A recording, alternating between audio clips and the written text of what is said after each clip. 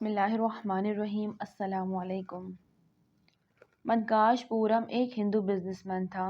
اس نے اپنا زیادہ تر پیسہ فلم انڈسٹری اور وزارت دفاع کے انڈر ہتھیاروں کے خرید و فروخت میں لگا رکھا تھا اور اپنی ریاست کے کئی ایم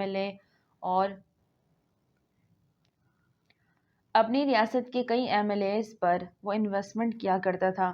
وہ الیکشن جیت کر اس کی مرضی کی پارٹی میں شامل ہوتے تھے، جہاں ان کا کام اپنی عوام کی خدمت یا ملک کی خدمت نہیں بلکہ اس کے کاروبار اور مفادات کا دفاع کرنا ہوتا تھا۔ کاروبار کا سب سے اہم اصول اس نے بہت اچھی طرح اپنا رکھا تھا، اور وہ یہ ہے کہ وہ سیاست دان، اسٹیبلشمنٹ اور بیوروکریسی کو مالی معاونت کے نام پر بہت پیسہ کھلاتا تھا۔ غریب و غربا کا منہ بند کرنے کے لیے اس نے کئی لنگر خانے کھول رکھے تھے، اور مذہبی لوگوں کو اپنے تابع کرنے کے لیے اس نے مندر بھی بنوا رکھے تھے۔ غرض یہ کہ ہر لحاظ سے اس نے خود کو محفوظ کر کے رکھا ہوا تھا۔ دلی میں اس نے اپنا ایک بہت بڑا گھر بنا رکھا تھا۔ اس گھر کی دیکھ بھال کے لیے اس نے ایک مسلمان ملازم کو رکھا ہوا تھا۔ ملازم کا نام عبدالکریم تھا۔ وہ انتہائی متقی اور پرہیزگار شخص تھا۔ دیانت داری اور ایمانداری بھی اس کا کوئی ثانی نہیں تھا، مگر ان سب خوبیوں پر بھاری اس کی یہ خوبی تھی کہ وہ بہت رحم دل تھا۔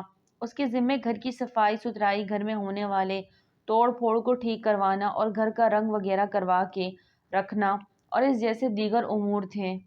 ایک دفعہ منکاش پورم اپنے دہلی والے گھر آیا ہوا تھا۔ جس دن وہ گھر پہنچا تھا، اس دن ایک بلی بھی کہیں سے اپنے 3 چھوٹے چھوٹے بچے اٹھا کر اس گھر میں آ گئی تھی۔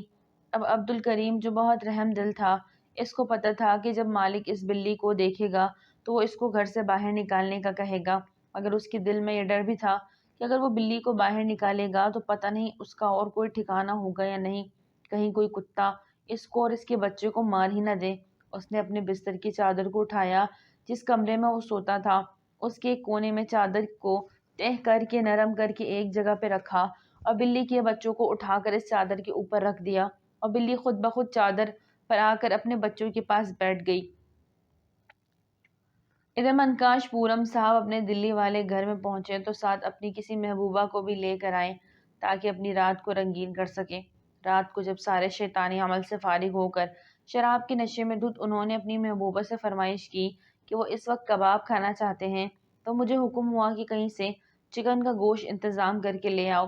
میں نے اپنے ایک جاننے والے کے ذریعے چکن کے گوشت کا انتظام کر لیا اور لا کر دے دیا۔ ان کی محبوبہ نے اپنے ہاتھ سے کباب بنانا شروع کر دیے۔ اسی دوران اس بلی کو کہیں سے گوشت کی خوشبو آ گئی، جو میرے کمرے میں بچوں کے ساتھ لیٹی ہوئی تھی، اور وہ بھی کچن میں آ پہنچی۔ بلی نے جست لگائی اور اس شیلف پر چڑھ گئی جہاں پر گوشت پڑا ہوا تھا، اور ساتھ ہی گھی گرم ہو رہا تھا جس میں کباب تلنے تھے۔ جس برتن میں گھی گرم کیا گیا تھا، بلی کے ٹکرانے کی وجہ سے وہ برتن زمین پر گرا، جس سے محبوبہ کا پاؤں جل گیا، اور اس کی چلانے کی آواز سن کر نشے میں دھت گرتے پڑتے منکاش صاحب بھی وہاں پہ پہنچے۔ جب انہوں نے اپنی محبوبہ کا جلا ہوا پاؤں دیکھا تو اس سے سارا واقعہ پوچھا۔ ان کی محبوبہ نے ان کو بتایا کہ کس طرح بلی آئی اور گھی گرنے سے اس کا پاؤں جل گیا۔ انہوں نے اسی وقت اپنے ساتھ آئے ہوئے ڈرائیور اور باقی گن مینوں کو آواز دی اور ان کو حکم دیا کہ بلی کو ڈھونڈ کر لاؤ۔ تم یہاں پہ گھی گرم کر کے رکھو۔ مجھے ان کے ارادوں کا پتہ چل گیا، اور میں نے ان کو سمجھایا کہ وہ ایک بے زبان جانور ہے، اس پر ہی ظلم نہ کیا جائے، لیکن ان کا اصرار تھا کہ اس بلی کی وجہ سے میری محبوبہ کا پاؤں جلا ہے، اب اس چلتے گھی میں اس بلی کو جلنا پڑے گا۔ میں نے اس ظلم میں ان کا ساتھ دینے کا انکار کر دیا۔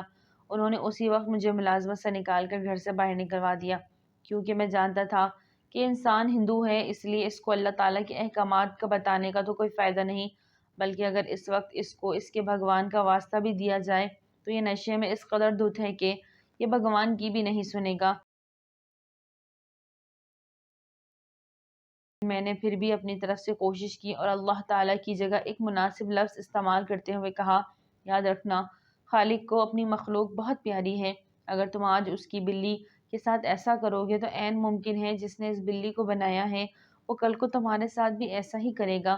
لیکن اس شخص نے اپنے ملازم کی کوئی بات نہ سنی اور اسے گھر سے نکال باہر کیا اور بلی کو گھی میں جلا کے مار دیا۔ اس کے بعد اس کے چھوٹے بچوں کو ڈھونڈ کر گلی میں پھینک دیا گیا۔ جس کو ظالم آوارہ کتوں نے مار دیا۔ وقت اپنی رفتار سے گزرتا رہا اور وہ ہندو بزنس مین اس واقعے کو بھول گیا، یہاں تک کہ چند دن پہلے وہ ایک ٹیکسٹائل مل میں گیا تھا جسے اس نے کچھ عرصہ قبل ہی خریدا ہوا تھا۔ اسی دوران مل میں آگ لگ گئی۔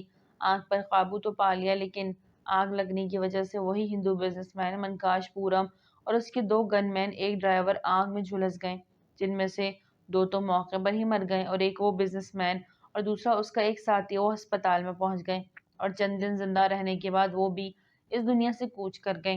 جب عبدالکریم کو اس کی موت کا پتہ چلا تو وہ اس کی موت پر گیا، جہاں اس نے لوگوں سے سنا کہ آخری الفاظ اس ہندو بزنس مین کی یہ تھے کہ جس خالق نے مخلوق بنائی ہے اسی اپنی مخلوق بہت پیاری ہے۔ یقیناً عبدالکریم کے دل میں اس وقت یہی بات آئی تھی کہ کاش یہ بات یہ بزنس مین پہلے سمجھ جاتا تو آج اس حال کو نہ پہنچتا، لیکن اب وقت گزر چکا ہے۔ وہ آگ میں اس قدر جل چکا تھا کہ اس کے جسم کو دوبارہ جلانے کی ضرورت نہ پڑی تھی۔ اس کے سر کو ایک بھاری چیز کی مدد سے توڑ پھوڑ کر گنگا میں بہا دیا گیا تھا۔ اس کے آخری الفاظ پوری انسانیت کے لیے سبق ہے کہ یاد رکھنا، خالق کو اپنی مخلوق بہت پیاری ہے۔ اس بات میں کوئی شک نہیں کہ جو اللہ تعالیٰ کی مخلوق پر رحم کرتا ہے وہ اللہ تعالیٰ کے بے حد قریب ہوتا ہے۔ سبحان اللہ۔ اگر ویڈیو اچھی لگے تو لائک کریں، چینل کو سبسکرائب کریں اور دعاؤں میں یاد رکھیں۔ السلام علیکم۔